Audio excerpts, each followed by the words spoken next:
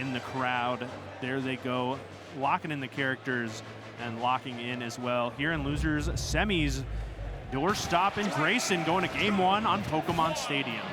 This is DFW's last remaining player in Grayson, all the way up here in Dallas where Low Tier City is being held. He is the last player standing of the home region, whereas Doorstop coming in from Ohio looking to make the Midwest proud. So far has been doing so. We'll see what he has ready for the Rob in a matchup where I know that there are a couple of Robs everywhere at least, but Midwest kind of famously not chock full of them. Right, which is interesting considering how popular a character Rob usually is.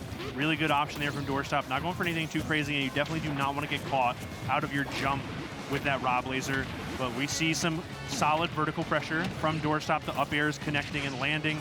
And there goes that slight lead that Doorstop has. It's now going to be Grayson with 1 whopping %.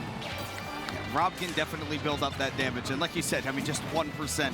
I guess it's technically a lead, but now over-committing with that arm rotor on the side of the stage. Videos cannot be captured for this software, so instead, we will see this match continue. Somehow, Doorstop, I think that was Grayson just mashing so hard he hit the capture button. Right. That was a very creative take on the usual burrow combo. Not going for the boost kick, but instead going for the flip kick. Even the wrong way, still definitely sent a message. Now, Doorstop with a pretty sizable lead here and looking so very confident. Well, definitely can feel confident if you get that Rob up on that platform because his options are limited and waited for the air dodge but didn't react to it. Tried to call it out preemptively with that forward air, assuming Grayson would go for the safe play going to the ledge. Instead, actually got aggressive going back to center stage.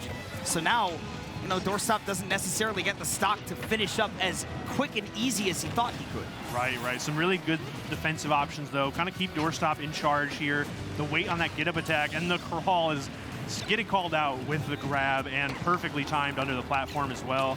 Oh, going a little crazy with it. Honestly, that was great DI by Grayson on that neutral air to like recognize the situation, knowing this is probably what I'm going to get hit by, so hold back. Make sure that that back air can't connect because Doorstop has found so many situations where a confirm into that back air has been possible. And you saw even off of the Zaire able to land it, but Grayson not out of this game just yet. Even down a full stock, you saw that with a gyro in hand, just about anything is possible. Yeah, and Grayson is trying to make it happen ASAP already. Boxing right now, catching that air dodge out with the laser and putting the pressure on with the gyro here. Unfortunately not connecting like Grayson expected. And now we're back to a little bit of a scramble here. Ooh, okay. Let's see what Grayson can do. In fact, it'll actually be Doorstop's turn to take control. I thought that with the Rob having the ledge trap, surely Grayson would get to continue that advantage. But, I mean, again, Doorstop finds a way to just turn even the smallest of those situations where you make a mistake into now he's no longer in disadvantage. Maybe he resets to neutral. Most of the time, he just goes right back to hitting you. Yeah, it's usually just one hit after another. No room to breathe. And look at those ideas that Doorstop's putting together. It's going to be the side special, evening up the stocks. And we've seen Grayson almost go for some crazy combos, but Doorstop says not today. Not calling out that everybody kind of has like their go-to defensive option when somebody comes off the Angel platform. You know, you try to mix it up, but everybody kind of has the one thing that they go to. And Rob's kind of got like a visually difficult role to punish, like because he goes very quickly, very far, and it kind of takes a second to make the roll animation go through. So roll behind, pretty common tactic, but Doorstop ready for it does take that game 1. Affectionately referred to back home as baby's first read. Yeah, the roll read behind you. Yep. And we see it right there coming in to end that game 1. Going right back to it, though, here in game 2 on Hollow Bastion, which we've seen a lot for the counter pick for Grayson. And I think we're going to see why already to start it off. Yeah, he's definitely a big fan of the stage. I know that he, you know, is pretty confident in Rob's ability to control that whole center area of the stage, what with his, you know, neutral air and other large aerial hitboxes. And, you know, playing off on the side, your opponent's approach options are a little limited, a la FD, right? Either they have to jump off that platform, which is committal to go onto in the first place, or, you know, got to kind of approach on the ground. Things are a little bit flat over on the sides. But nonetheless, Doorstop hasn't been bothered by that fact. He has been able to get the first foot out in this game. Question will be, does he have a confirm available? Not into a KO because that back air looking a little anemic. Yeah, it's still a good option. Still set up that edge guard, still put some pressure on and damage as well. But Doorstop just finding a lot of really good hits and has so many good responses to the offensive pressure that Grayson's putting on. We've seen so many landing nairs get parried, so many different routes off the ledge get scouted and covered. Doorstop playing phenomenal right now. Look at that patience after that nair, knowing he didn't really have any good guaranteed follow-ups, but the parries, Grayson a little bit predictable with these landing hitboxes. Doorstop taking real big advantage of that. Yep, just one after another really kind of makes the statement. We're going to see a falling up air here, and that platform now working out a little bit for Doorstop. All off of just that one whip move where it looked like Doorstop didn't exactly have the setup to get the big punish, but turns out, I mean, took Grayson all the way to 80. That means with a nice read, he could take the stock even with that boost kick. Doorstop getting an early one. I love that. That is the Mars blueprint for sure. The little air dodge in read with the down smash and working wonders for Doorstop. Yet again, because of all this pressure that Doorstop is putting out, you know, Grayson, I get why you'd want to dodge in that situation, but finally answering back, the up smash catching the jump from the ledge. Really good stuff, and threatening spot for Doorstop, but fighting back. I love these callouts off the ledge from Doorstop, knowing, okay, Grayson's got the gyro in hand.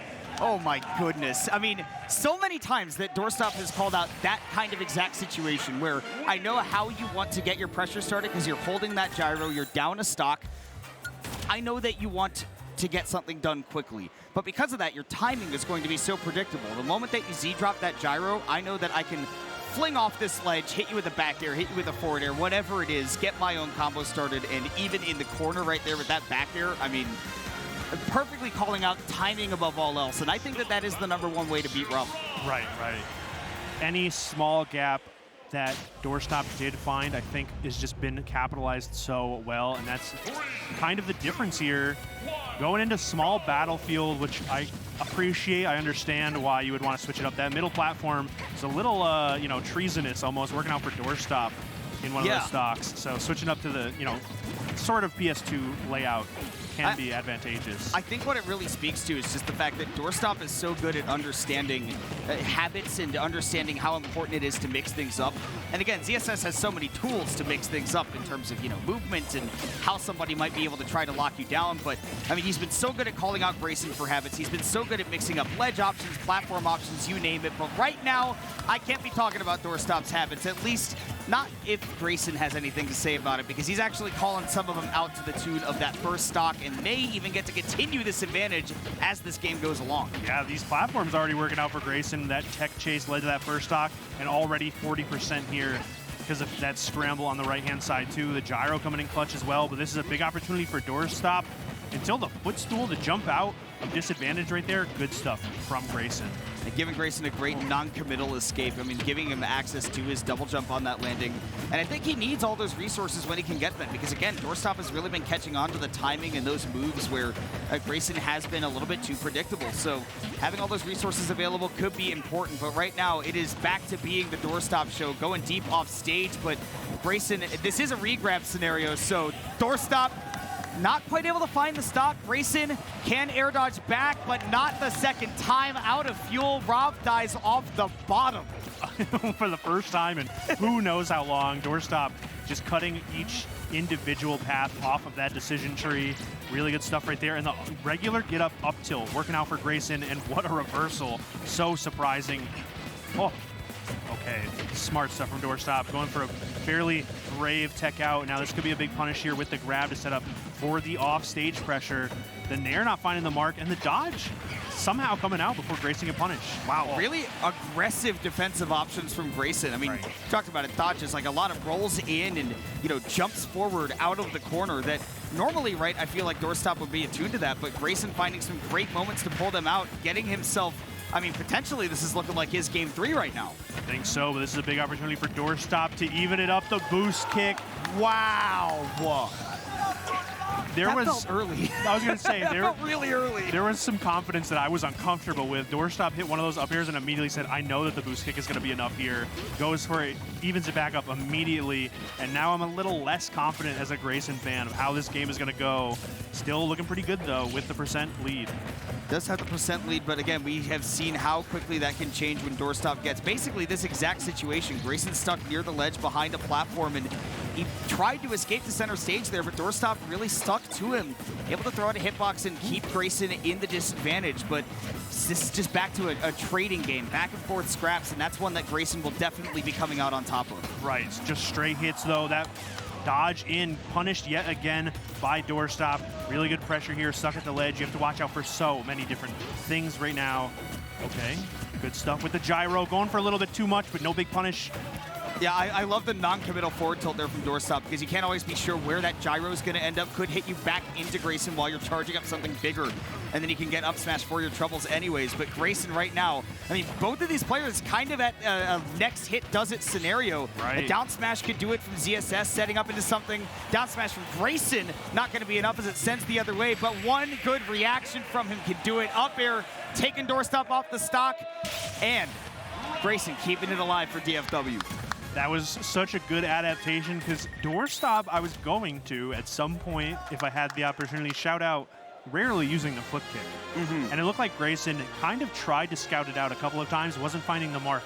So then finally forcing that issue with all of that pressure just from the gyro alone. And then shielding that flip kick and punishing accordingly, even though we hadn't seen it all game, all set even. Really good stuff and good adaptation and improvisation. I mean, I think that, you know, to go back to the flip kick, that's something that works the best when your opponent kind of overextends at you and then you get your free trip back to stage. I think a lot of people just use it as, oh, this is an option for me to, you know, make some distance, but not always necessarily using it as a tool. Like, I think it's best when you're calling out your opponent for that over-aggression. Right. That's exactly what Doorstop has been doing. But let's see, we go into game number 4, 2-1 lead for Doorstop. Grayson will now have to fight on Kalos, which, I mean, Doorstop does get to live for quite a bit longer here. The double flip kick off the wall.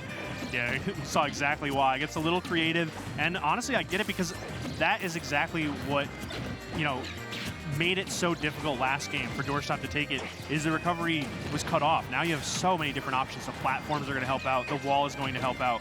That is, you know, if you have that opportunity. So far, Grayson kind of smothering Doorstop here. Oh, ooh, and the down smash.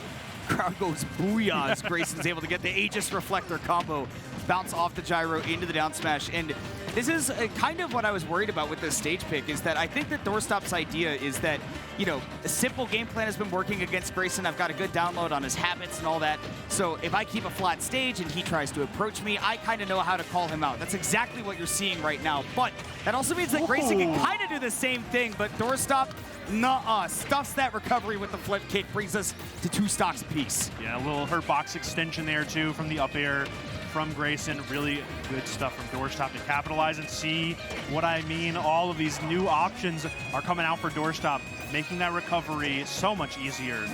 Oh, just lands with a nair and it works. The flying in with it, and I guess Doorstop not expecting Grayson to get so aggressive, kind of assumes like, hey, haven't I already shown you that that's not going to work? But, you know, again, you set that expectation that you're not going to do that anymore. Now you find your opening.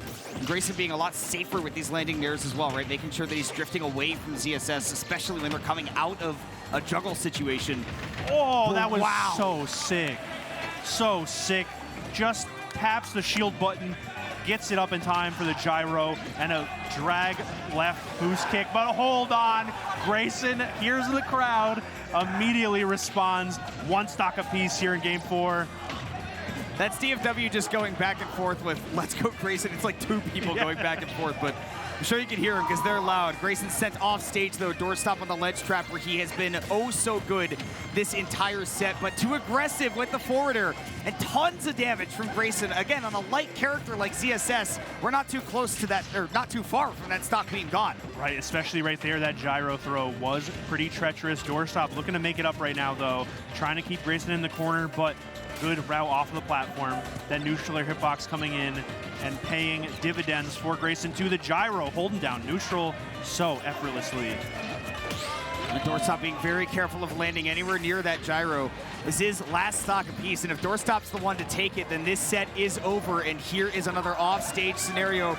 Grayson just escapes, goes all the way up, but Doorstop continuing to lay on that pressure. Yeah, running out of fuel because of that high recovery earlier. Gonna have to go back to the ledge and fighting back with the forward air. So smart to try and get some room to breathe here, but Doorstop gets the Zaire into the back air, and Grayson holds on.